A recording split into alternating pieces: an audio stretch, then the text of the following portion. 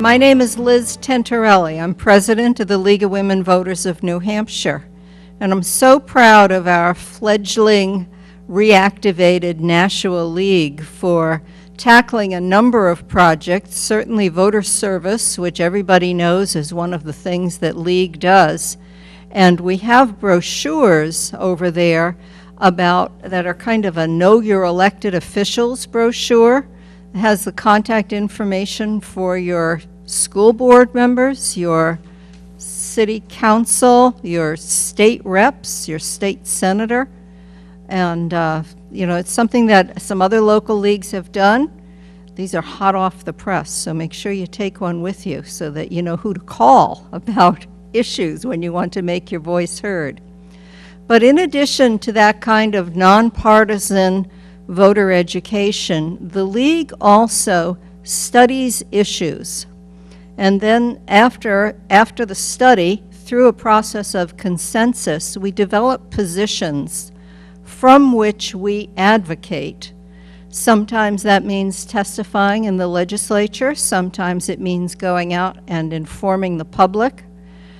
And we realized this year that although we have a state position, a state league position on education, it's primarily about funding. And it dates back at least 20 years when the funding issues were first coming to the forefront.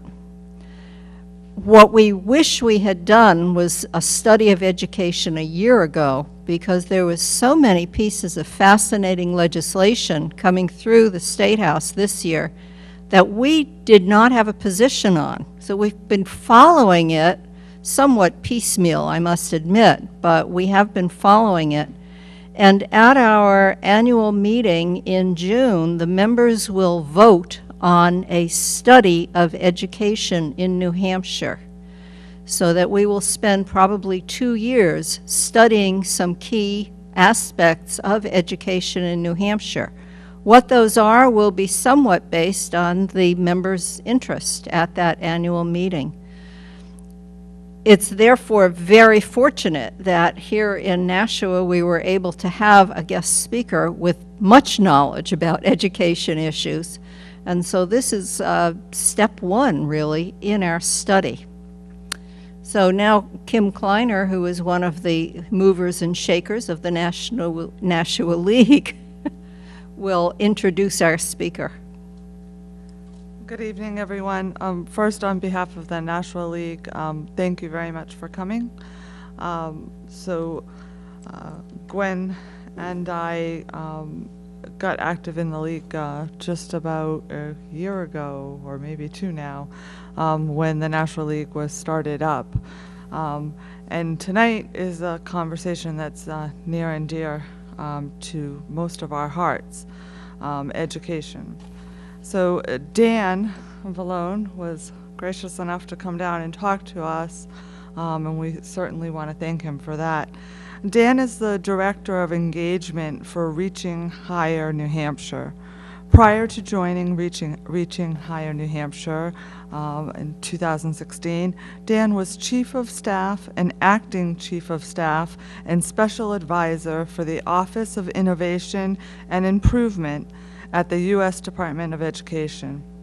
At the Office of Innovation and Improvement, Dan helped manage an annual budget of $1 billion invested across approximately 25 different competitive grant programs supporting innovation in education.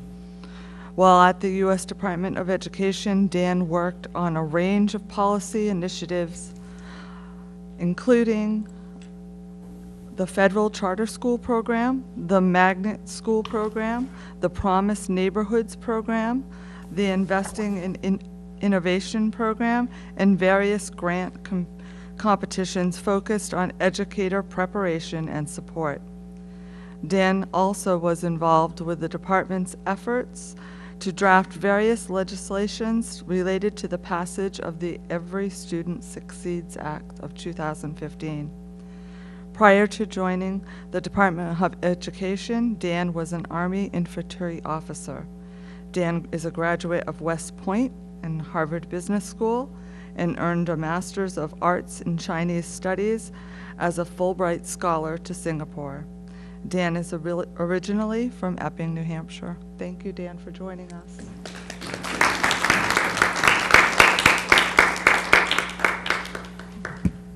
Great. Well, thank you very much, and thank you all for coming out. So I grew up in Epping, and it's so great to be back in New Hampshire. And one thing, wherever I go around the state talking about education, it's so comforting and inspiring to see communities come together and dig in to learn more about education policy and figure out how they can best serve the kids in their community and the kids across the state. I think when we talk about local control in New Hampshire, we often think about state versus local or federal, but at the heart of that are communities, just like Nashua, and people just such as yourselves who are really making the difference, and thank you for engaging tonight. So just real quickly, Reaching Higher is a nonpartisan education policy nonprofit. So our focus is on helping people across the state of New Hampshire engage in education policy debates to figure out what solutions work best for their kids and for kids across the state.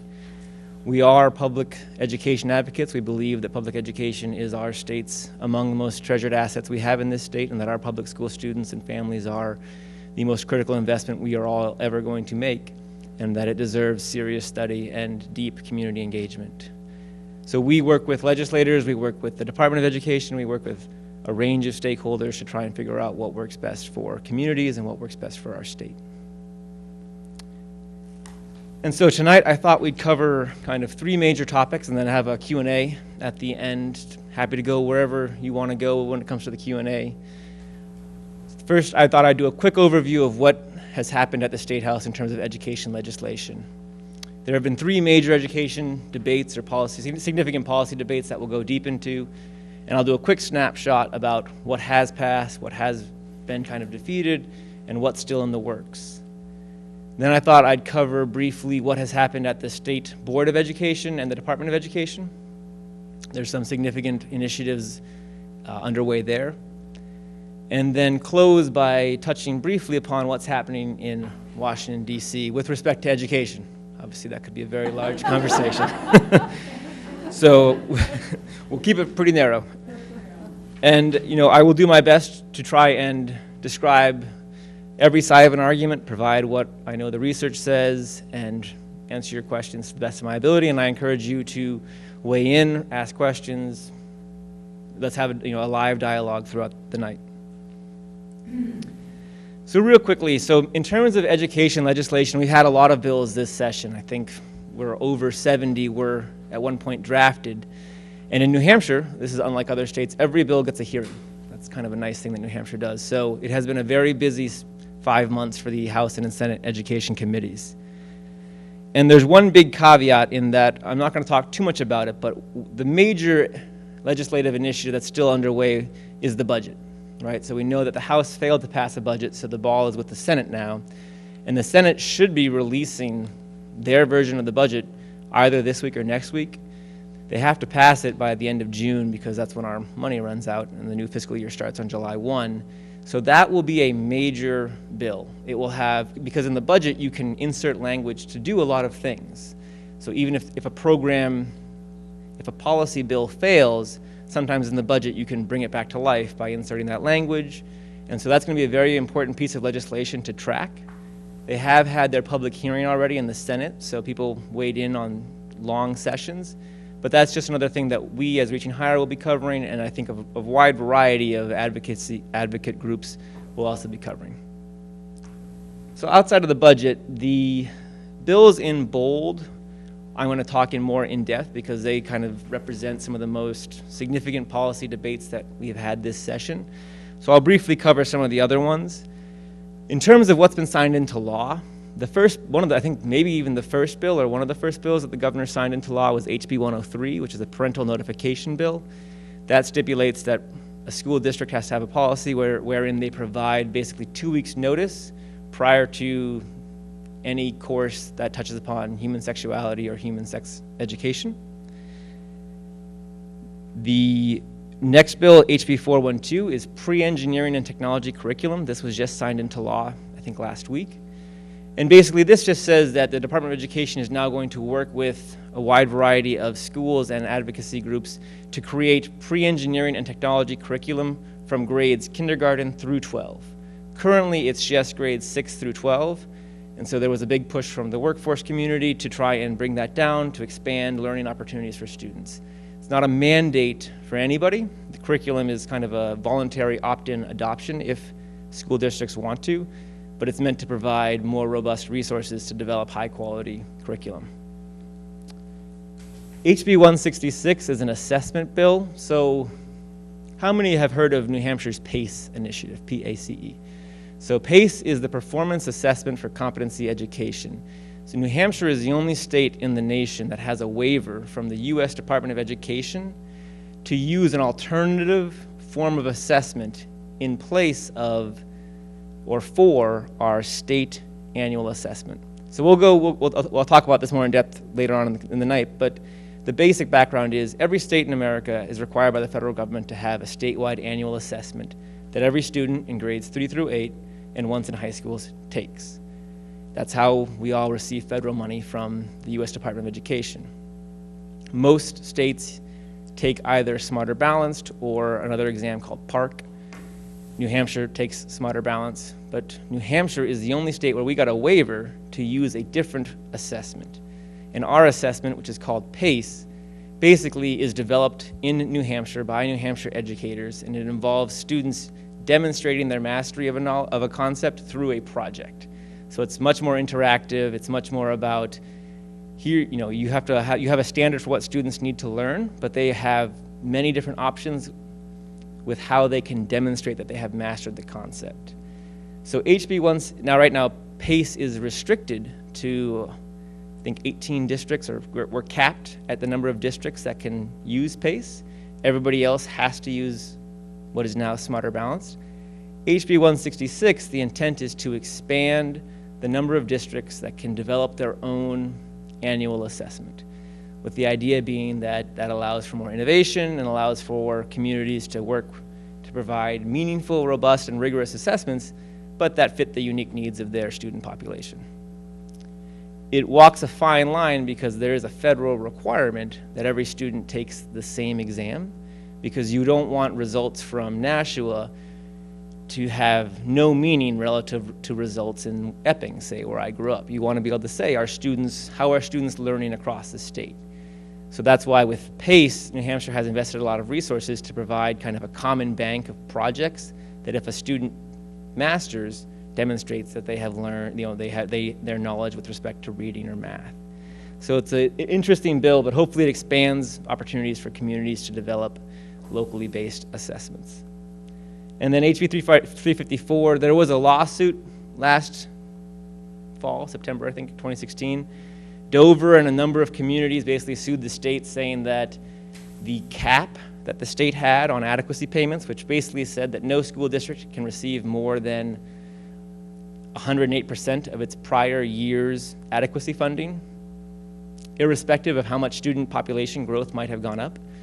So a bunch of communities that have seen student population growth increase sued the state, saying that was unconstitutional. Judge ruled in favor of the communities, and so HB 354 provided something like $15 million to Dover, Windham, and I think 10 other communities, ballpark that. So just another, and it rendered the cap unconstitutional. So the state has to provide adequacy funding based on the number of students in your school, and it can't impose an artificial constraint on the amount of funding that a school district or town will receive. Moving to the still in progress. So those are all signed into law or in the process of being signed into law. So in the still in progress, these are bills that are actively being worked through, approaching the end of the tunnel now. SB 101 would expand opportunities for students to go to a career and technical education center in their sophomore year. Currently, you have to be a junior or a senior. So this bill moves that down, says we should expand it to sophomores, try and maximize participation in CTE centers. The bill has been amended to also include a provision which would allocate about $1 million a year for the next 2 years for students who want to take college credit courses while in high school. So basically, a college level credit costs $250 from the community college system of New Hampshire. This would give about $1 million for students to sign up to take STEM courses. The idea being it's kind of a workforce initiative, kind of just There's research suggesting that students who accumulate more college credit in high school have a higher proclivity to enroll and stay in college. So it's also trying to make sure that students are on track to succeed at college by giving them more options. Civics education, SB 45, this would just impose a 1 credit requirement for civics in high school. Currently, New Hampshire kind of has a social studies requirement, and most school districts have a civics component. This stipulates and provides a little bit more rigor around what that has to teach with respect to US and New Hampshire government.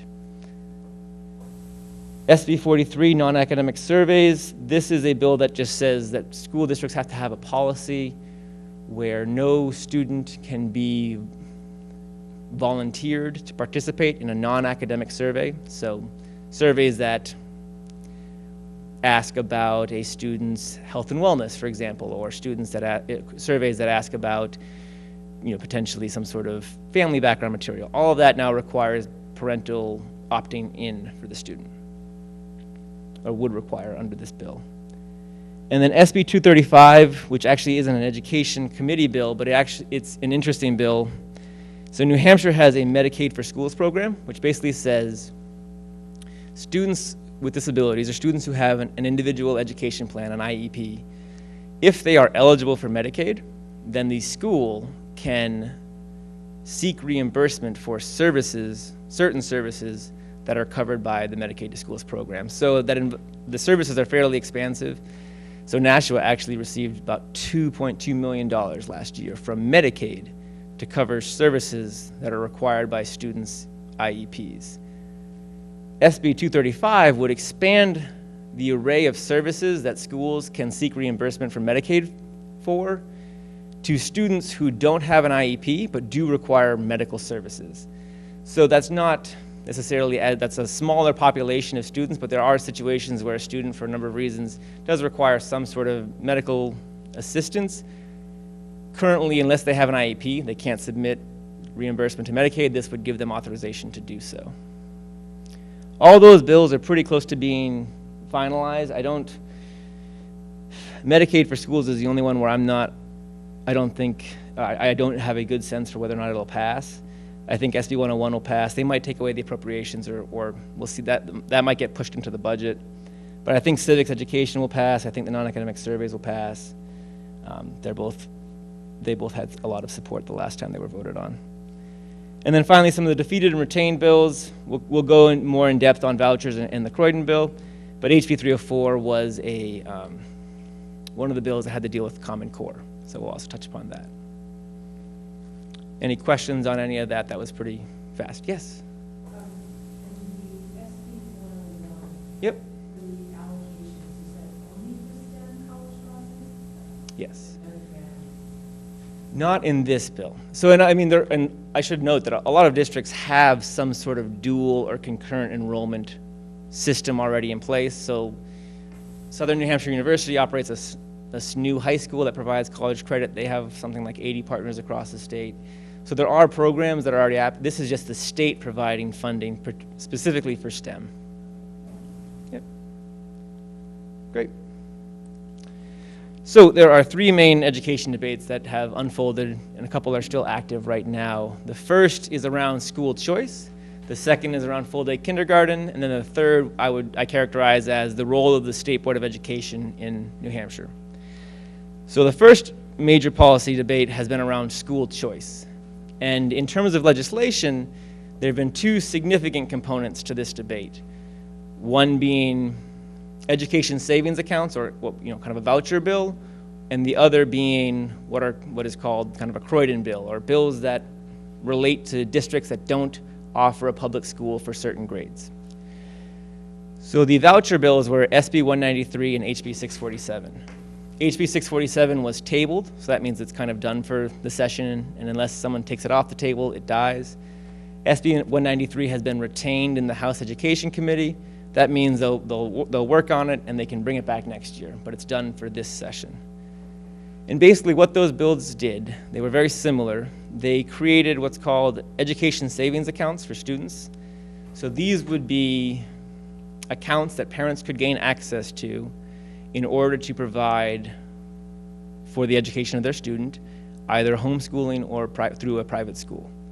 And so the way it would work is basically the state, once a parent signs a contract saying that I will kind of cover education for my student, the state would transfer the adequacy funds for that student to a scholarship organization that would maintain all of these accounts.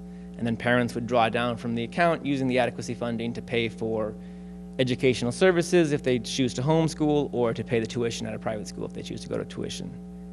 HB 647 was only dealt with students who have a disability. SB 193 was what's called the universal, so there was no restrictions on who was eligible for these accounts. And just as a background, the state adequacy funds, so about, on average, the per pupil allotment from the state is $3,600. It goes up every 2 years, but it's around $3,600 now. The state also provides some what's called differentiated aid. So if a student is from a low-income family, the state will provide an additional $1,800, roughly. If the student has a disability, the state will provide $1,900 on top of that. If the student is an English language learner, the state will provide about $700. And then if students are not any of those three categories, but score less than proficient on the grade 3 reading exam, the state also provides $700. So these education savings accounts could receive up to like $7,500 if that student were from a low-income background, English language learner, and with a disability. The two bills, as I mentioned, kind of have been defeated, and so that component of the debate has been set aside for now. The Croydon bills, it was House Bill 557 and SB 8. 557 was re-referred to committee, which basically means it's done for the year. But SB 8 actually passed out of committee today. So it was with House Education, and they significantly amended it. So the intent behind these two bills was basically to enable school boards in a district where there is no public school for certain grades. So lots of communities across New Hampshire don't have a high school, for example, and some other communities don't have a middle school. So in those situations, these bills wanted to give school boards the authority to contract out tuition to private schools. This was precipitated by a lawsuit involving Croydon and a Montessori school, but the bills are not specific to Croydon, although that is their colloquial kind of name. And so what SB 8 does now, it was passed today out of the House Education Committee, 13-6, and so it'll go to the House floor for a full vote, and then the Senate would need to concur with the changes for it to go forward. But what it says basically is that a school board where there is not a public school available for certain grades, can contract with a private non-sectarian school. So no religious schools can participate in this system that SB 8 would create. If a school board does create a contract with a non-sectarian private school, the private school then has to provide an annual assessment for those students. So the annual assessment requirements are slightly different than what public schools do. There's basically any national standardized exam would satisfy the bill's requirements. And if the scores on that assessment did not improve over the course of a number of years, the state would then have the authority to step in and perhaps remove that private school's ability to participate in these kinds of contracts. I included some relevant factors because all of these bills have had to deal with a fairly complex set of issues. So the New Hampshire Constitution is pretty clear about prohibiting public funds going to religious institutions. There's two parts of the Constitution. I think Part 1, Article 6, and Part 2, Article 83, that basically say no one can have their public funds or can be taxed to pay for a religious institution. The New Hampshire also, the Constitution and the Claremont decision in 97 basically said that the legislature has the responsibility not just for providing resources to ensure an adequate education, but actually to hold schools accountable. So the legislature actually has to have a mechanism to measure whether schools are supporting students and delivering an adequate education. The extent to which the legislature can delegate that responsibility is unclear, which is what another issue they've had to navigate with these bills is, does it still satisfy Claremont's obligation on the legislature to make sure that every single student has access to an adequate education? Special education. So the way special education works in New Hampshire is it is the responsibility and obligation of the public school district. So let's take charter schools. Charter schools are public schools. And I know that Nashua has, I think, several charter schools, and so perhaps more familiar with this. But charter schools are not the entity that is responsible for providing special education services in New Hampshire. It remains, that authority and responsibility remains with the public district school. They work with charter schools to ensure, because a student who has an IEP, if they attend a charter school, retains the rights under their IEP to whatever services are, the medical team decides that student needs. Private schools, the situation is different, right? So private schools, if a student goes to a private school voluntarily and a parent pays the entire tuition, there's no obligation under federal or state law for that private school to serve all of the requirements of that student's IEP. They actually kind of have to waive the requirements of the IEP. And the students have a different set of services that they can receive, but it's a very different system. So with these bills, they've had to kind of address that, is how are we ensuring that with public funds goes the public obligation to serve students with disabilities. With SB 8, in the legislation, the language is actually not clear around this, but the committee's understanding was that it would be essentially like charter schools, where the public school would still have to ensure that any student who they tuition out to a private school is still receiving special education services if they have an IEP. And then there's some issues around equitable access, again, like if you're in a rural community that doesn't have access to any other private schools or charter schools, or is the bill discriminating against those communities? And then trying to minimize impact on small schools, where if they experience a sudden change in enrollment, you might put them into fiscal insolvency and then hurt all the kids in those school districts. So it was a complex issue. That's part of the reason why both voucher bills were put aside. SB 8, the committee feels like they have addressed them, and so that's moving forward. Questions on that? Yes. I'm not sure everyone knows this, but when you're taking money from vouchers, what happens to the money in the public school? So it is transferred to the parents in this instance. So now, I haven't looked at Nashua's numbers. We did actually use Nashua as an example, but there are various communities. The state says, based on the number of students, we're going to give you X amount of dollars. If one of those students elects to take a voucher, that is, the state does not give that money to this district. It goes directly to the parents. So for SB 8, Yep. would there be any requirement under which if a town were tuitioning for a certain grade level to a private school, that that school would then be required to accept any child, regardless of disability status? Could you repeat the question before you answer? Oh, sure. So the question is, does, under SB 8, if a school board establishes a contract with a private school, is that private school then obligated to accept all students regardless of disability? So the understanding of the committee is yes. The language in the bill does not make that abundantly clear. So it kind of, I think that needs to get worked out. And it will be a local school board decision wherein they have to say, again, if we contract with a private school, you have to accept all students. There are already constraints. So some schools that tuition right now to other public schools, they will say, so Kearsarge, I think, has an agreement with, I forget what town. Andover. There we go. That's the example they used today, right? And they said, you can send us basically 10 students a year. Andover, you decide what 10. So in that instance, the school is not necessarily discriminating against them. It remains with the local sending district to ensure that access to this opportunity is equitable. Because I do think that they would run into constitutional and civil rights issues if contracts were created wherein private schools could reject students with disabilities because they don't serve them and still receive public dollars. I think that's going to be an issue if that ends up being the case. But the committee's understanding was that that's not going to happen. Great. So the next significant debate, which is still ongoing, has been around full-day kindergarten. And so there were two different proposals considered and I think still being actively looked at with respect to full-day kindergarten. The first was the governor's budget, So in the governor's budget, he proposed, a targeted grant program called KIDS, K-I-D-S.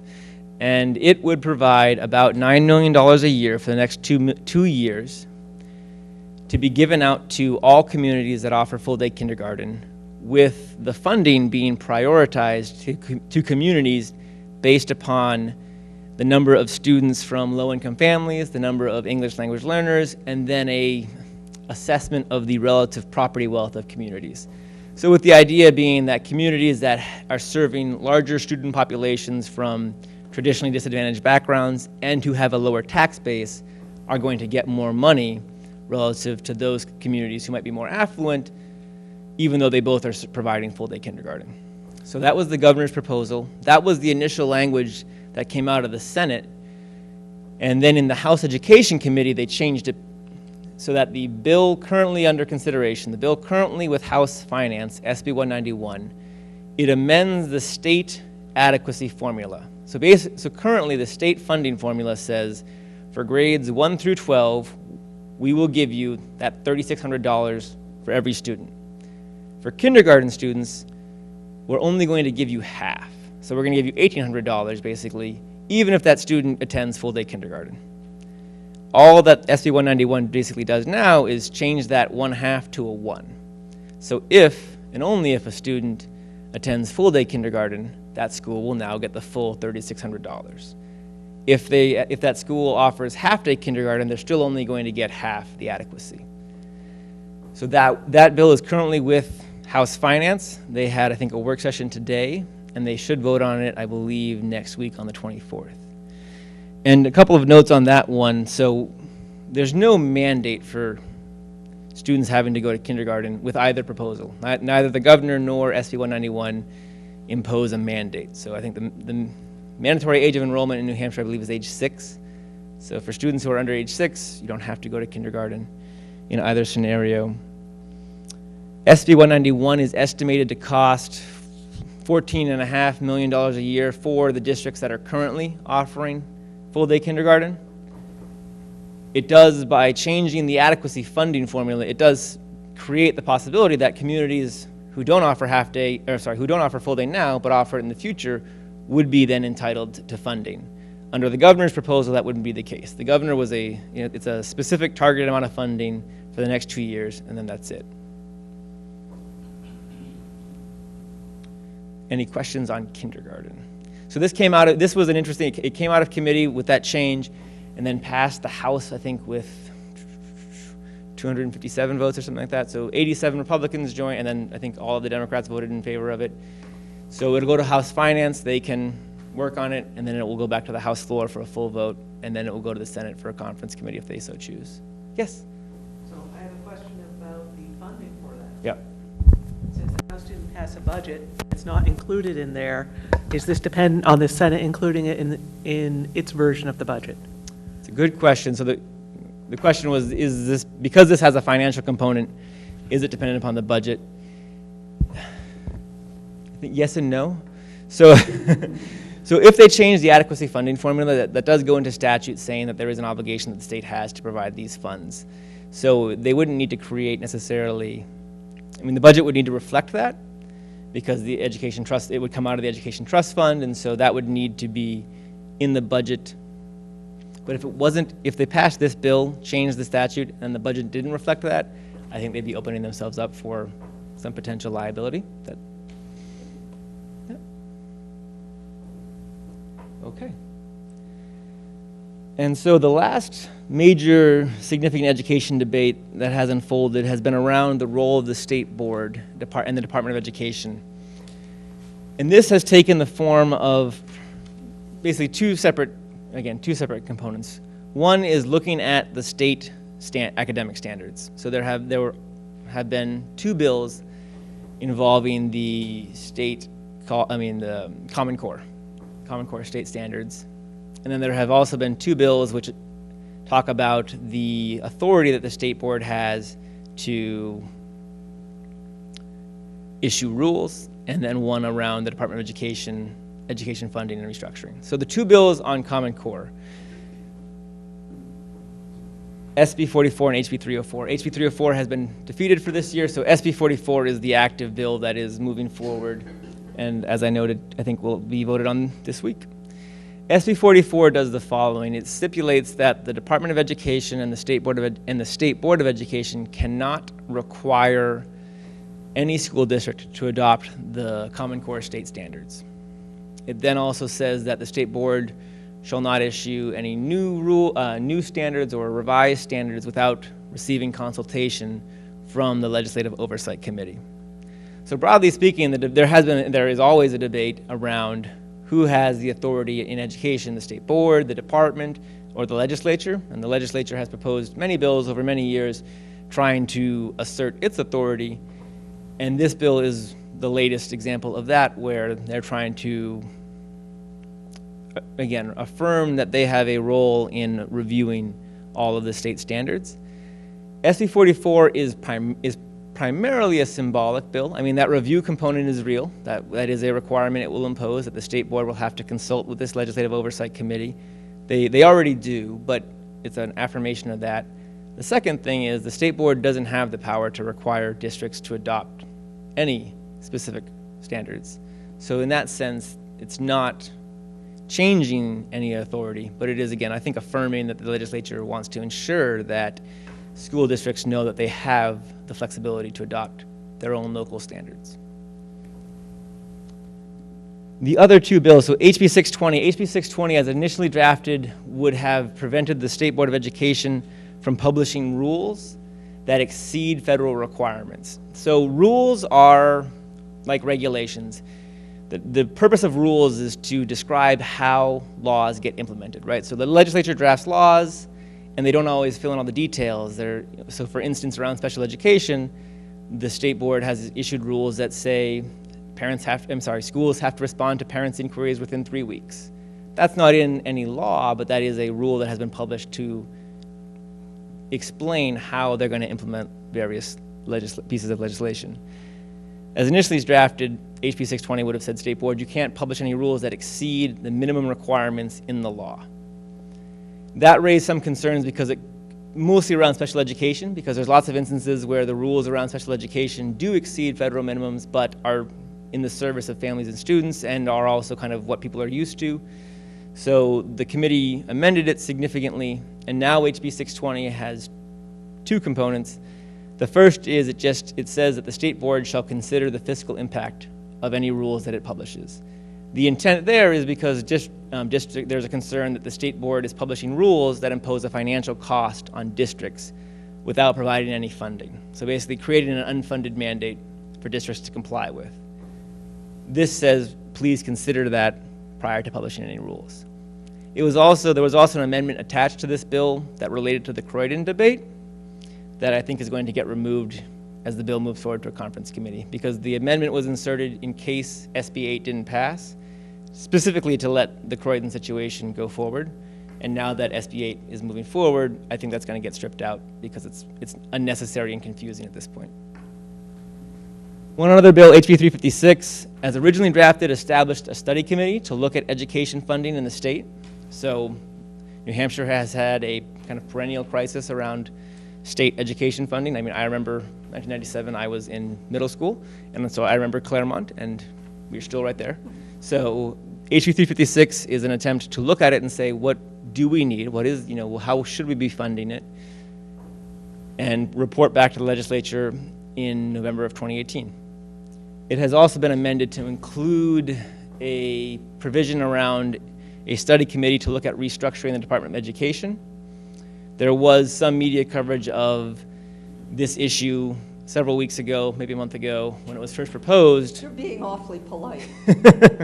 Well, there was some significant media coverage of this issue, and so there was a bill amendment proposed that involved restructuring the Department of Education. That was changed, and essentially now it creates a study committee to look at potential changes to the department, and that committee would report out, I think, by November of 2017. In the House committee today, they looked at 356, and the House Education Committee is not supportive. Well, they're going to look at it. They don't concur with the Senate changes, so they're not happy that this other kind of unrelated amendment was stuck on to their education funding study committee. So that's going to go to a conference committee where the House and Senate come together and kind of hash out a final piece of legislation for both bodies to vote on. So I don't know how that's going to, I don't know what's going to happen there. I do hope that we get an education funding study committee. That's a very serious issue that we need a lot of public input behind. So we're hoping that this still, and there's a lot of support in the House and the Senate for such a study committee. So hopefully that kind of passes. Any questions on that? And real quickly, before we move on, there have been other issues that have come up. There were a number of charter school bills, but pretty much everything has petered out relatively quickly.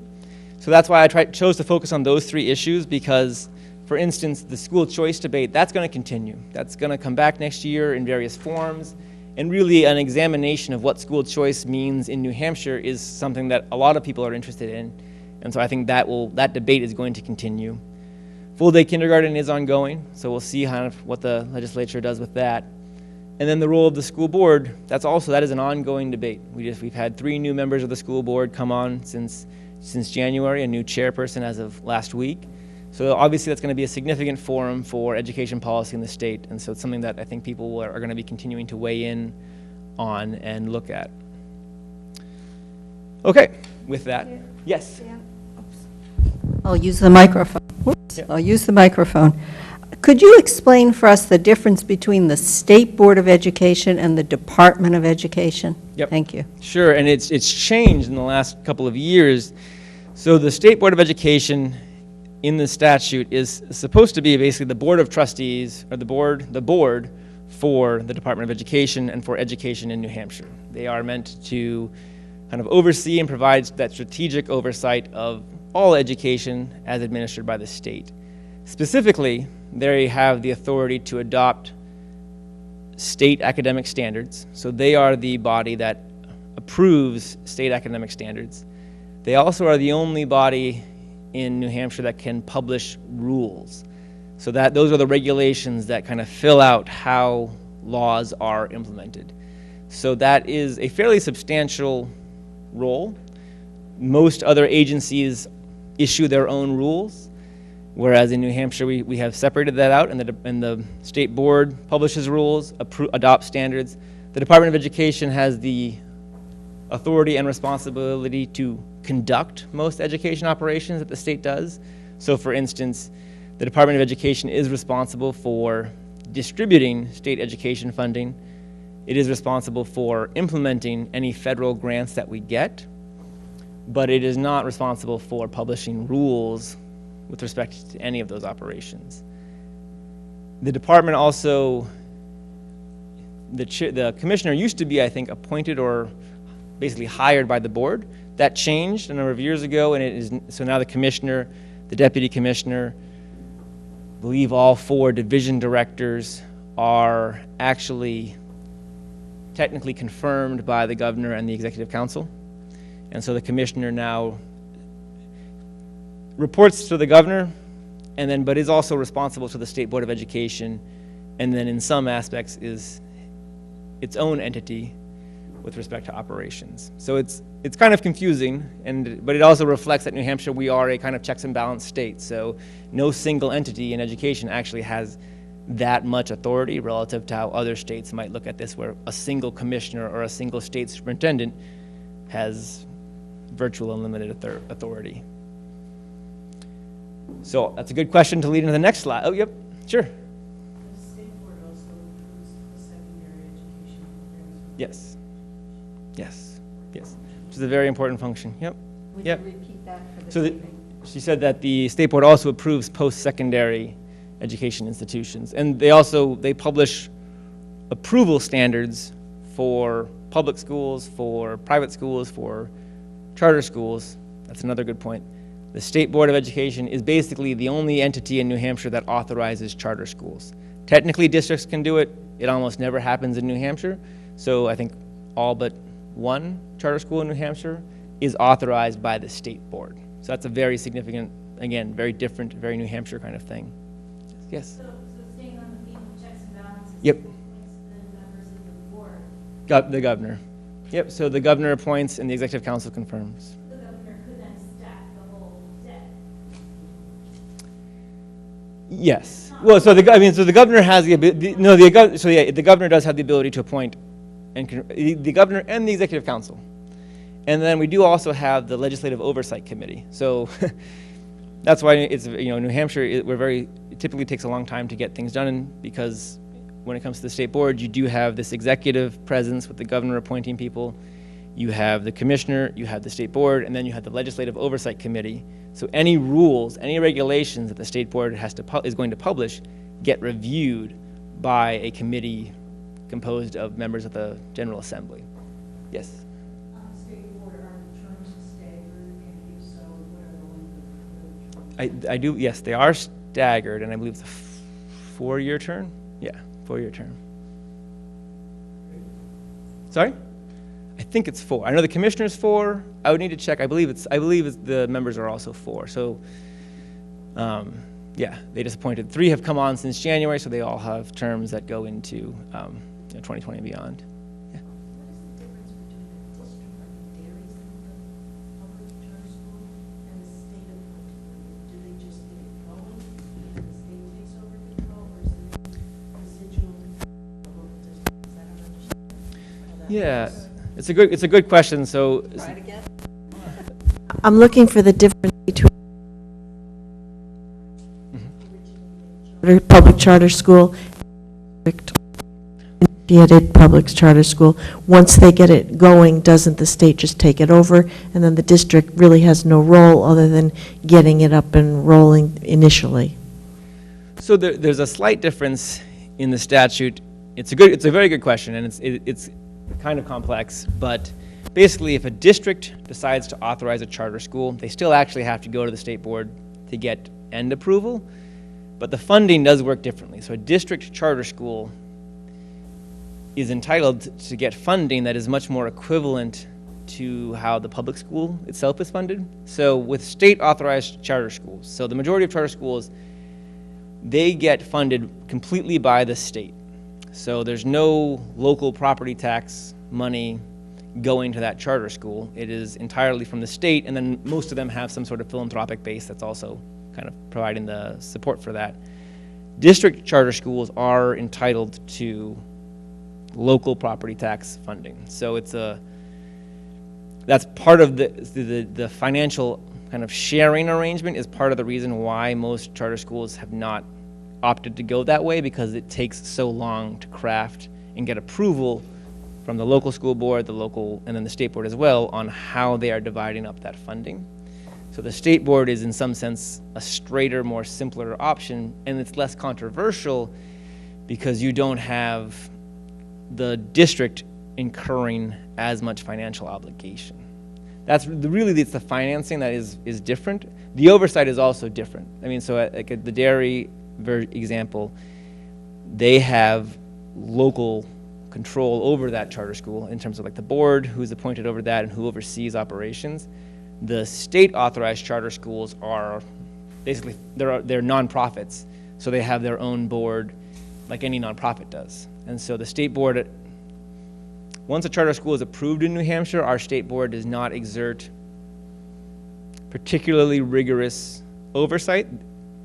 New Hampshire has a much more deliberative approval process, and then once you're in operations, provided that you are maintaining your finances, you have a lot of latitude to do whatever you want to do. District charter schools are subject to much more scrutiny and oversight with respect to kind of like day-to-day operations. Again, that's part of the reason why they haven't opted that way, is that with the state board, there's a lot more latitude to be a autonomous entity. Okay, so the State Board of Education, Department of Education, these are kind of two big issues happening right now. So the first is around state academic standards. So the State Board met last Thursday, and then it will meet again on June 8th. It meets on a monthly basis, Thursdays, 9 a.m. at the Department of Education. And at this last meeting, the Department of Education presented on its plan to review the state math, and English language arts standards. So just real quickly, how familiar are, when I talk about state academic standards, it's a complex issue, and I think most people have probably heard of Common Core. It's been in lots of news, lots of times. But fundamentally, the state academic standards are, we can think of it as basically the foundation. So the state adopts standards, and they are goals for what students should know and be able to demonstrate at every grade level. So K through 12, there are state academic standards across a host of areas. So science, math, English language arts, I think history, I think physical education, history. If you go on the Department of Education's website, we have standards for a variety of things. The state standards come into play in two different ways. So first, they are kind of the floor for districts. So districts have the authority to adopt their own local academic standards. Across the board, school districts can adopt local standards, basically provided that they meet or exceed the state academic standards. Now the question is, who determines that is an interesting question. Doesn't get examined too much because in practice I think there's fairly strong alignment between state and district standards. So that's one way, they set the floor. So that way everybody in New Hampshire, every student is held to a baseline level of this is what they need to know in third grade in reading, math, science, etc. The second way state academic standards come into play is they are the standards that the state assessment measures. So again, federal law requires that every student in New Hampshire take that annual assessment. That assessment is going to measure students' knowledge based upon the state academic standards. So in New Hampshire, we take the Smarter Balanced exam in grades 3 through 8 and the SAT in typically grade 11. So that assessment is going to measure students' knowledge based upon the state academic standards. Most day-to-day experiences in a school deal with local decision-making authority. So it's the local standards, it's the local curriculum decisions that drive the day-to-day experience in a classroom.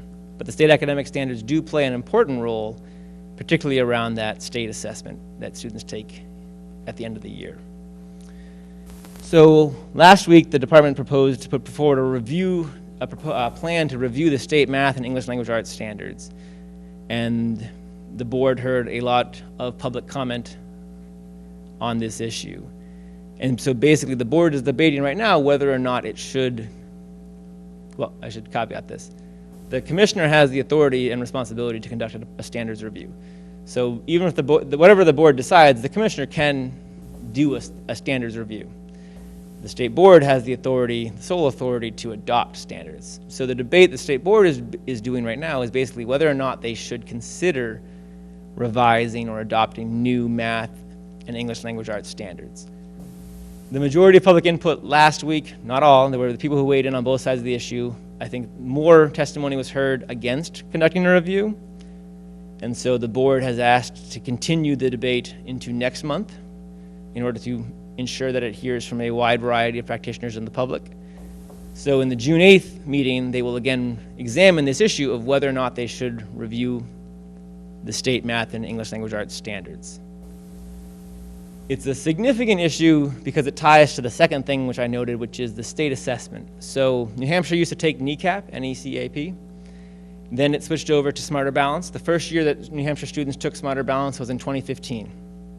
So students took it in 2015, they took it in 2016, and they're going to take it, they might even be taking it right now. We're kind of approaching the window when you take Smarter Balance. But the contract that is governing that actually expires this year. And so the department put out a bid or request for proposals for a new assessment. Now, Smarter Balance, we could continue with Smarter Balance. I don't know. They received 2 proposals, so we don't know exactly what's going to happen there.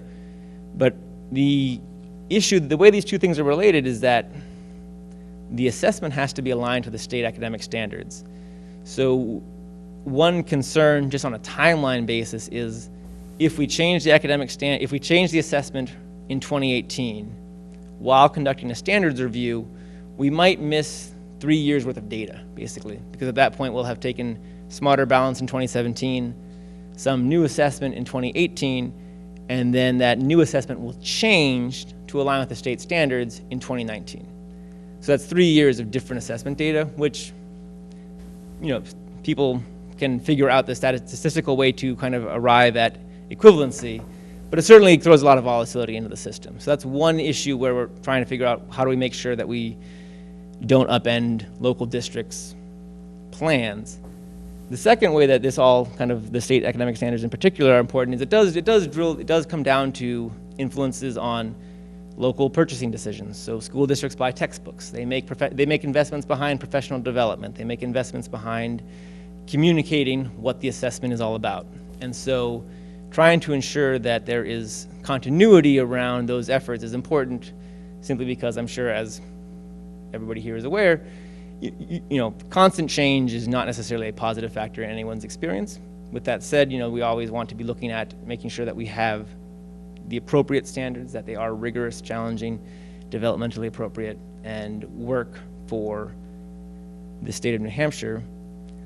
The last thing I would note on this is the other interesting initiative that I touched upon it earlier around PACE, but if we expand beyond PACE, and this is something that I saw when I worked in DC, New Hampshire really is an innovative state, probably among the most innovative in the country when it comes to personalized learning. So the idea that we have these standards, right? So whatever it is for third grade, kindergarten students, one of the math standards is count to 100 by single digits. That's the standard, but how do we help each student master that standard should be personalized, should be based upon their unique kind of needs, abilities, aspirations, interests. It's actually quite difficult to craft a systemic way to approach that. Lots of school districts, lots of states try and figure it out, but what typically ends up happening is you have affluent districts provide all kinds of resources. Students receive a lot of personalized learning through individual attention. They have aids, they have one-on-one laptops, and there's a variety of tools. Poorer districts tend to not have that, and so you don't have an equivalency. New Hampshire is one of the few, probably one of few states where we have, through PACE, but also through the switch to competency-based education, the switch to what's called extended learning opportunities, or ELOs, which are New Hampshire schools are able to work with a student individually to say, if you get an internship with a local business, we can figure out how that can earn you credit in math or English or science. Through those ways, New Hampshire is, again, pushing a systemic approach where we have equivalency still, where so no student gets left behind, but we're still creating multiple pathways for students. So I think that's just something that was very interesting in New Hampshire to watch, and it looks very differently in districts across the state. Nashua has debated and I think considered around the competency education model, the scoring model, the grades model. But other communities, they can use PACE, they can use these ELOs to craft. For example, the Lakes region is doing a huge push on internships with business communities.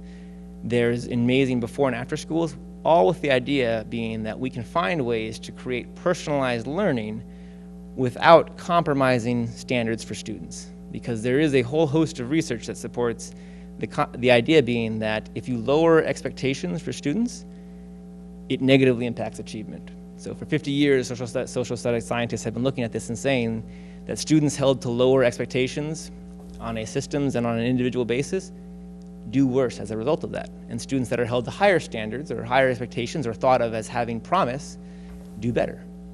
And so the idea is that we hold high, rigorous, challenging standards for every student, but we invest in making personalized learning opportunities so that each student isn't forced into the same kind of cubicle model of education.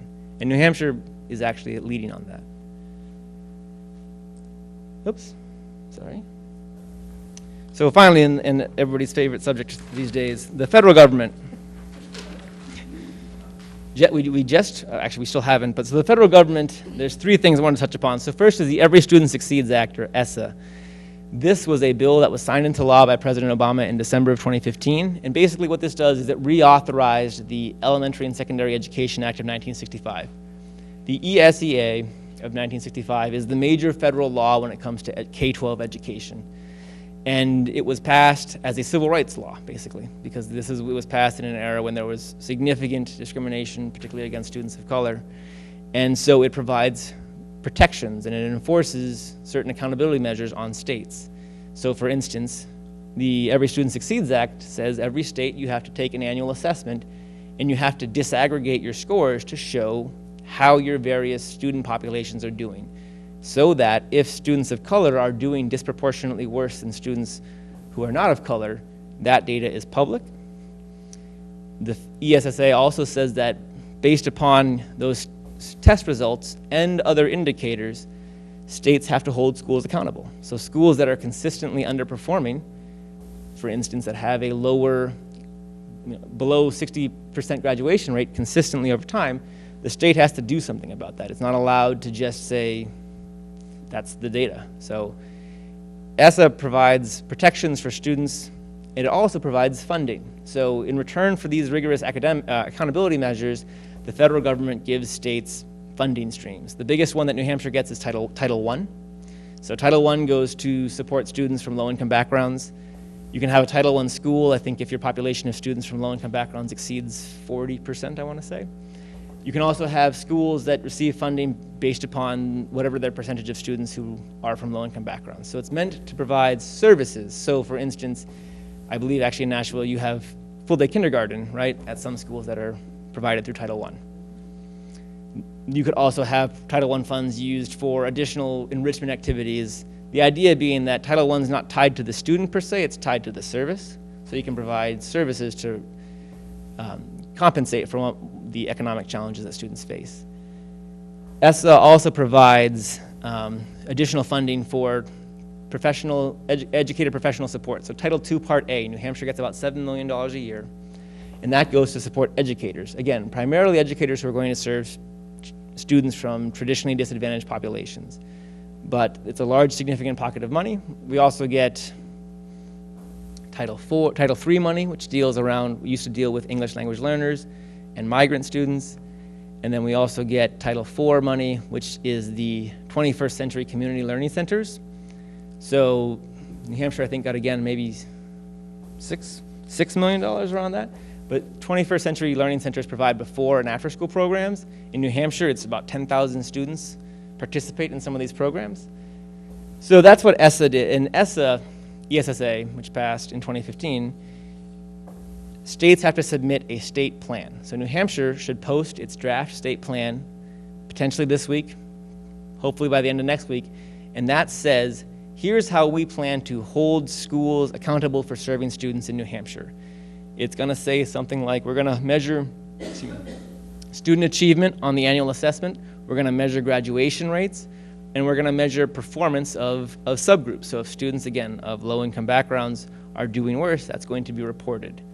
New Hampshire, I think, is also going to propose that we use a college and career readiness indicator. This is a concept that lots of states have adopted in the last probably 5 or 6 years. And it's actually kind of a complex issue because in theory, a high school diploma should be college or career ready, right? If you graduate from high school, that should mean you are prepared for post-secondary or you're prepared for a career. But a high school diploma is a lagging indicator, right? So like you graduate and you get a diploma. They want to have an indicator that says that we can look at earlier on perhaps and say, are students accumulating college credit? Are they taking rigorous coursework? Are they gaining access to internship opportunities? And so this college and career readiness indicator, I don't know exactly how it's going to look. We'll see in the final plan. But other states, for instance, look at how students perform on the military test, the ASVAB, how students test on various occupational skills tests. So the idea being that you get a more diverse array of indicators saying, is this student really prepared to thrive in college or a career, and basically the combination of that. So that state plan, New Hampshire will submit to the Department of Education, and it will approve, and if it approves our plan, it then sends us those funds that I talked about earlier. So that's one significant kind of thing to have on your radar, is this state plan. When it gets published, it will have a significant impact on our state's education system. I mean, in total, we get about $230 million from the federal government, which is not huge. It's maybe 6-7% in our state, but that's still significant. And those Title I dollars, those Title II Part A, that's very significant. That makes a huge difference, as Nashua knows. So that's something to have on your radar. The second and third things I flagged is the federal budget. So the federal government is not particularly good at getting budgets done on time. They just passed, and the president, I don't think has signed yet, but I think he will, the FY17 budget. FY17 began on October 1st, 2016. So, only 7 months late, but better late than never. The FY17 budget essentially sustains funding. It looks a lot like the budget from FY16 at the federal level. And so for New Hampshire, that means that essentially we're going to sustain all the federal money that we had last year. So these funds, assuming the president signs it soon, New Hampshire will get in July. And so it will go into our state fiscal year 18 money. The federal budget for FY18 is an issue where, again, I think that it will require and necessitate sustained public engagement, because that process just started. The way the federal budget, very similar to New Hampshire, the federal budget process kicks off with the president submitting a proposal to Congress. In this case, the president submitted what's called a skinny budget. So it was just maybe 50 pages long with very high level kind of issues.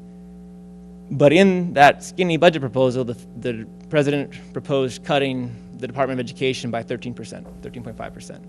That's about $9 billion. And so that would mean a lot less money for New Hampshire. It cuts Title II Part A, which again, that's about $7 million. It cuts the 21st Century Community Learning Centers, which is, again, a significant amount of money for New Hampshire. It does envision some additional money in Title I around school choice and trying to tie those dollars closer to a student.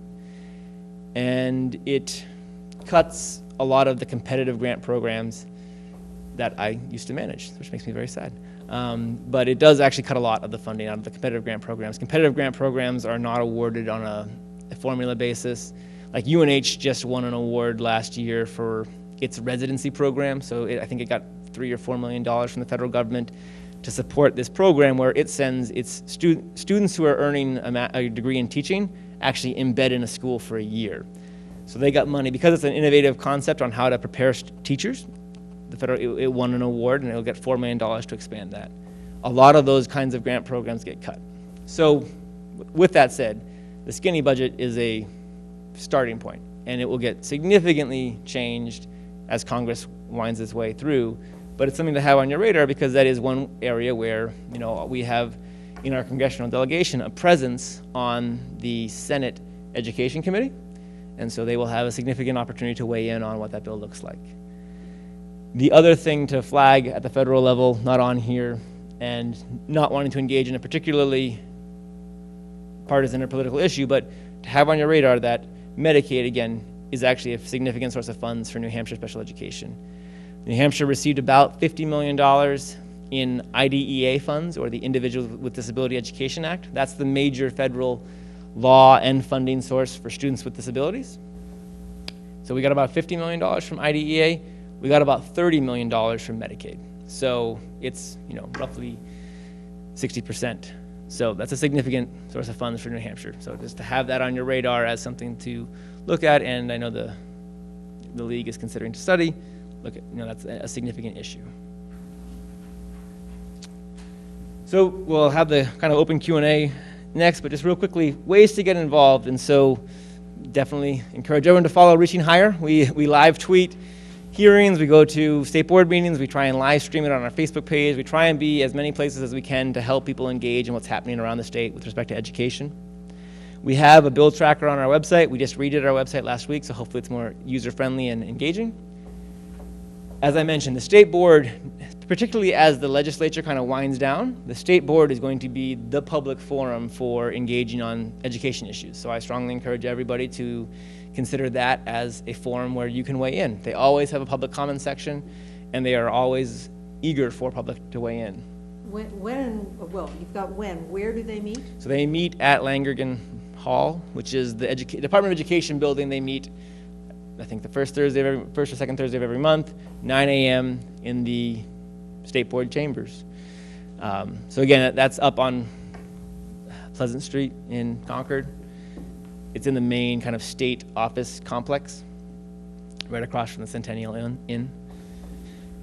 The New Hampshire State Plan, so as I mentioned, as part of the ESSA, the Department of Education should be publishing its state plan soon. It has a 30-day public comment period, so you can submit comments to the State Department of Education for them to consider. They're also supposed to, or they said they're going to conduct a regional tour. So that's another chance for the public to show up and kind of ask questions about this or submit comments about the state plan. And then the study committees. So pending HB 356, there could be some study committees formed to look at education funding, potentially to look at restructuring the Department of Education. Those committees are not obligated to conduct town halls, but they are responsive to the public. They're all representatives, and so those are, again, great opportunities for the public to weigh in and say, hey, come visit my school, let's talk about the education funding, for instance. And then, just as the session kind of winds down, again, another chance to ask your representatives, your state representatives, your state senator, your executive counselor to come and visit and come talk, have a regular conversation about education. You know, we can help structure those, but we very much encourage everyone to weigh in and get that kind of active public voice when it comes to education. So that's really all I had. Again, thank you so much for spending this time with me, and I'm happy to talk about anything you want to talk about, answer any questions, or just have a discussion. Okay, so we'll use the microphone because this is being recorded. So who has a question to you? Melissa? Hopefully this will be a softball question. Just going back Great. to our funding, do we receive any school building aid support from?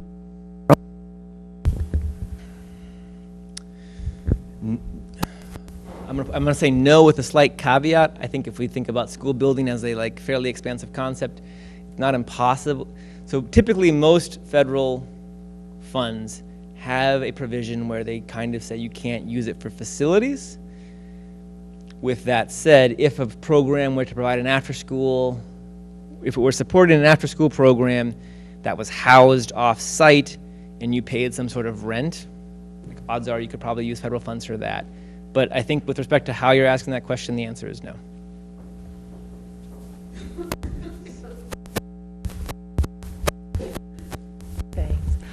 I'm not sure, but I think that New Hampshire is among the lowest in terms of support for higher education, financial support for higher education. Is there anything that we should be watching legislatively that relates to higher education? So it's a great question, and I think that you're right with respect to our support of higher ed, and actually our support as a state in education writ large. We're among the lowest in the country. We, on a per capita basis, spend an above average amount, but that's because local communities support education very vigorously in New Hampshire. So I actually think today they voted, and I think that they did not vote to support an additional $6 million for the university system. So I would say that the budget is one place to be looking at and saying, if this is an issue that you care a lot about, to look for the amount of funding that the state is doing. I believe that the community college is set to get an additional $5 to $10 million, but the university system gets flat funded in the budget as it was proposed by the governor and I think by the House. So that's but I think it's going to be in the Senate where they look to say, here's what we think of as our higher education support. The other way to look at that would be also thinking at the K-12 level, things like SB 101, which do provide that dual enrollment or concurrent enrollment, which says students in K-12 or in high school can take college credit, because that is a bit about getting that post-secondary experience and pulling it into the K-12 experience so that students start to get on the path towards whatever college or a meaningful career opportunity. So that's another chance to kind of have higher education. I will say something that was very interesting to watch, interesting and maybe perhaps a bit disappointing to watch, was that at the start of the session, there were a number of bills put forward to try and address workforce in some way, typically through some sort of scholarship prize for students who attend a New Hampshire university and then stay and work here. They all pretty much were defeated. The budget might have another thing called GRIP, which was Senator Kahn's bill, which again provided this kind of voluntary consortium where businesses sign up and say, if we hire a student who graduates from a New Hampshire university or community college institution, we will give them an additional $1,000 a year for 4 years to pay off student debt. All of the funding for that was line itemed out, but it might come back in the budget. So that's another place to watch for that. Is it not also true that the community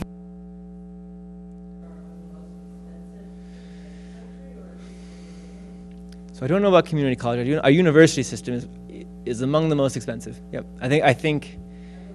Community colleges Yep. are suffering, that the students pay far more. That wouldn't surprise. That wouldn't surprise me at all. Other questions?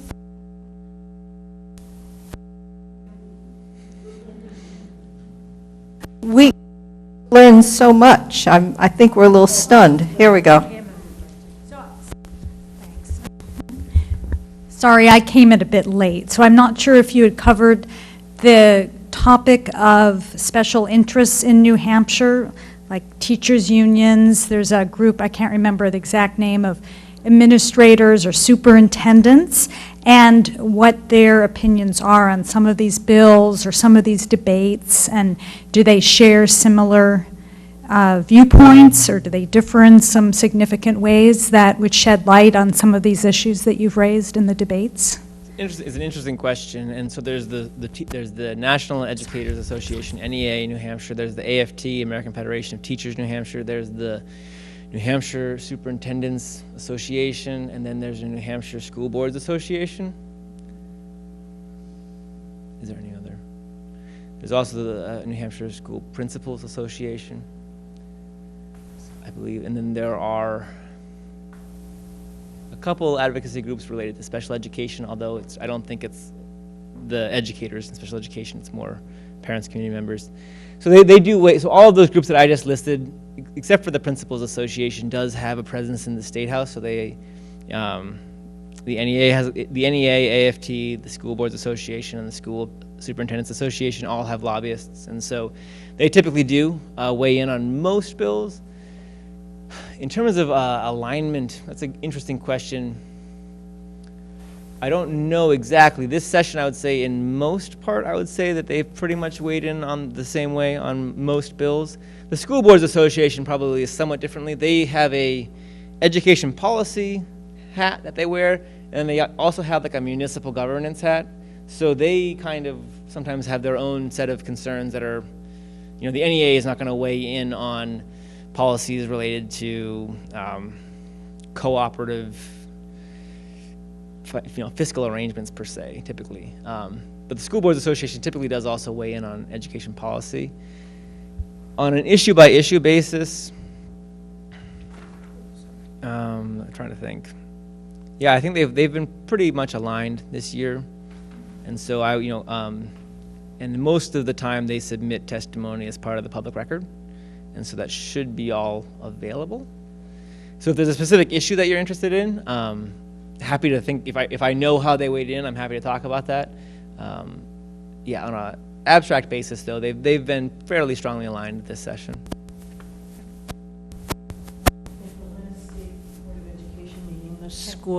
The last state education meeting, the School Administrators Association, Carl Ladd, who the NEA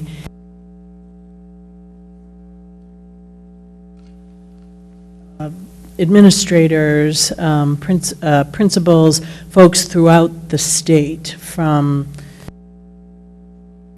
all different parts of the college and career ready standards for ELA and math, asking us not to review those standards.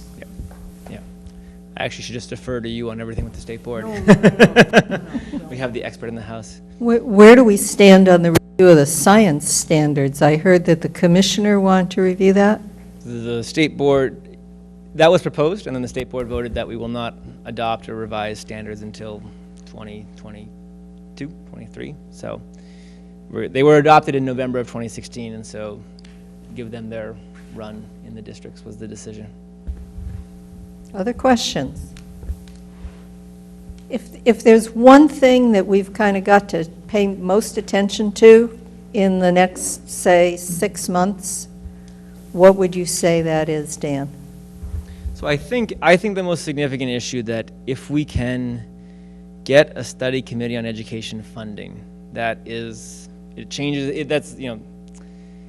has been a perennial issue in New Hampshire, and by some measures, if you look at the amount of state funding that goes to communities and you compare it, and you look at them relative to their a measure of their property wealth and their median income, we are at a less equitable system than we were pre-Claremont. So that means that the financial burden that is felt by low property wealth communities is actually worse in some instances than it was before the Claremont decision. And so there have been a number of, we did a big webinar on education funding because it's actually changed a lot in the last 5 years. The biggest change being that we got rid of you used to get a lot of money if you were serving high concentrations of students from low-income backgrounds, or if you were a property poor and low median income community. And oftentimes those two things are the same. And so, less affluent communities were receiving a lot of targeted aid in 2011, 2012. That all went away, and it was packaged as these stabilization grants to kind of like be a bridging function. But then those stabilization grants are decreasing 4% a year, which is so in Berlin, for example, the stabilization grant is half of the state aid that they get, and they are losing 4% a year. So we are kind of facing a not so slow crisis where I think a number of communities are approaching, they're either gonna have to sue the state or kind of they'll lose accreditation, they'll go into a very painful situation. So the education funding is the thing that I would say could change and have the biggest impact on New Hampshire. Beyond that, I think that, so depending on how the standards review goes, that could be a very important area for the public to weigh in on, because again, there are a lot of significant investments that have been made in support of the current standards, and a lot of work has been done at the local level to try and arrive at systems that support students. And so we need to kind of make sure that the public is weighing in if there is a review. And kind of the third would be thinking proactively, which is what we really want to do. We want to be thinking about what are the ways that we can work as a state to best support every single individual community. I would advocate that this personalized learning in New Hampshire is a real powerful game changer. So at the last state board meeting, some students came in from Parker Varney Elementary School in Manchester, which isn't a PACE school, but it is doing PACE basically. And the work, they have 73% of their students, or over 70% of their students are eligible for free and reduced price lunch. So it's serving a low income population. And they were actually ranked a very low school several years ago when a new principal came in and then aligned behind this personalized learning approach. They were now ranked one of the best elementary schools in New Hampshire. They've won a number of awards, in-state, out-of-state. The students, one of their academic assessments was to design a new cafeteria and pick a new menu selection, and they pitched it to the mayor and he approved it, and so they now have this incredible organic kitchen that serves amazing food. And another and these are assessments. This is how they get measured in terms of what do you know about math and science and reading. Another thing was to redesign a water fountain so that it is more efficient, more effective, more hygienic. So that's the kind of personalized project-based learning where New Hampshire's really, really at the cusp of some powerful changes. And if we work as communities, I think that we can deliver a lot of powerful change, continue to advance that, because again, at the systems level, it's really hard. Public education is all about ensuring that no student gets left behind and that every student has equitable access, regardless of their financial background, regardless of their disability or language status, that they have equitable access. So that's all about personalizing the experience. So, yeah. That's an exciting note there. Yeah, hopefully we have some there are great things happening across the state. I get always energized when I go around and talk to communities because it is incredibly powerful. I mean, I think back to going to Epping, and Epping is not a particularly affluent community, but we had this incredible arts and theater program because parents, educators got together and said, this matters. So we're gonna have a great band program, we're gonna have a great theater program, and it literally saved kids' lives, right? Because that was the thing that kept them in school, that let them have a high school diploma, and now they have a much more meaningful job and career opportunities. So it's incredibly exciting to go around the state and see what's happening. Go ahead, you have a question. I do. Now that you said that really uplifting thing, I have this negative. I have this negative question. Just in terms of you were talking about internships and partnerships with businesses, and then students can get credit for that. Yeah. And my mind just kind of went forward to potential abuses of that. Sure. So especially in low-income schools. I can just see kids working instead of being educated and then calling that an internship. So what are the checks and balances on that? No, it's a really, actually, you raise a really important point, because in New Hampshire and in certainly elsewhere, oftentimes things like internships or career opportunities has been code for tracking. So at grade 6, if your grades are such, you go this one way. And if you have good grades and whatever, you're like, this is the path for you. And that's a real phenomenon where still in communities across the country, I saw it at the Department of Education where that was a real thing, where it was just like that mindset of, well, some students are in college material, which is just, not everyone has to go to college, but everybody has the potential to do incredible things and thrive in any number of post-secondary opportunities. So there are checks and balances. So New Hampshire has a very good career and technical education system. And that is, again, one where they are working directly with schools, and they have to kind of opt into the career and technical education system, and it's a fairly rigorous oversight system in the CTEs. The internships, which are through this ELO program, so the ELO, Extended Learning Opportunities, it is a state initiative, so the state kind of provided the flexibilities to local districts to do this, and they have some support systems, and there's a network of, I think, 400 ELO coordinators across the state. And the idea is that you have direct educator oversight of the particular plan. So the student or the school can come up with the proposal, but there is a check with respect to having educators involved. I don't know whether the school board has to approve the actual ELO or whether like a superintendent. I think the superintendent is the. It's a good question. I'll get back to you on that because it's a good question. But it is an important point, and I do raise that because the other thing that I sometimes get slightly concerned about, obviously we have a workforce challenge in the state.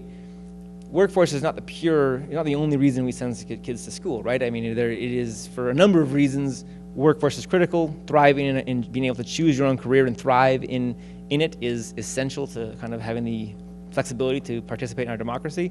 But that's not the end game. That's not the sole objective of education.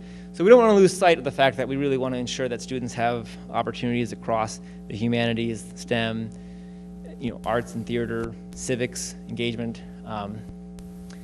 And it's not, in my experience, both at Department of Education and kind of in New Hampshire, it's not an either or, right? We can get very meaningful career and college readiness without sacrificing diverse enrichment activities. But it's hard. It's very hard. And that's why we try and do these presentations because at the end of the day in New Hampshire, it's going to be you who makes this happen.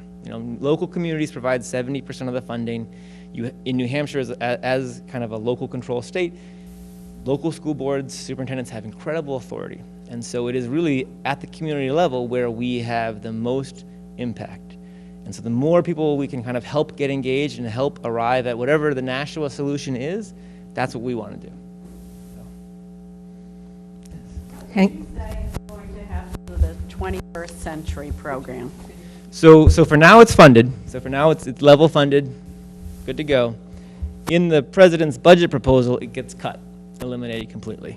So that would. Explain what it is. So the 21st Century Community Learning Centers is I believe it's a formula program where the federal government gives states X amount of dollars to provide for after school and before school and enrichment activities, typically targeted, although not exclusive to, students from traditionally disadvantaged backgrounds.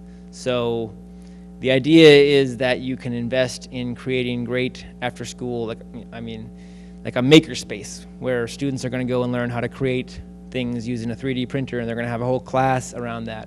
Or it can be a before school activity that serves to kind of provide an on-ramp for new Americans or individuals who might be coming from a background where they don't speak English as the primary language. And so the idea is to provide these kind of wraparound kind of services that support what happens in the classroom but are actually before or after. And 10,000, I think in New Hampshire it's about 10,000 kids in last year participated in one of these programs, and across the state. Any other questions? Dan, I want to thank you so much for all this information. It certainly gives league members something to think about as we go into this study, and I'm going to challenge all of our league members in the next few weeks before we have our annual meeting to start looking in the newspapers for articles about education issues, try to keep up with some of the things that Dan mentioned that are going through the state legislature. Also, try to find out something more about the schools in your community, including the charter schools and things that you may not know much about, so that we really can tackle this study and try to make a difference in the league way. We are nonpartisan, but we are issue-oriented, and this sounds like a fascinating issue. And then for those of you who live in Nashua, before you leave, make sure you pick up one of these new booklets about knowing your elected officials with all this contact information, so you can make sure that your reps especially know your views on some of these education issues that they're going to be voting on in the next few weeks. So please join me in thanking Dan Vallone for this presentation.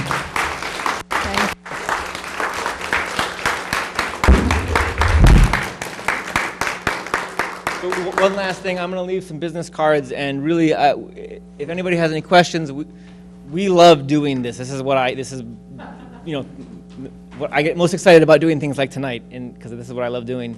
Also, I mean, if you have any questions around even Nashua-specific issues, so I'm not an expert, and I'm never going to be walking around saying this is how teachers should teach math, but with charter schools, for example, that was one of the grant programs that I helped manage in my last job, and so I love the idea that charter schools are across the country doing incredible things, but it's a complex system. It's a hard thing to do school choice well and powerfully and equitably, and so if anybody has any questions, wants to learn more, please, I'm going to leave some business cards. Thank you again so much. This was fantastic, and I'm excited for what Nashua has in front of it. Thank you.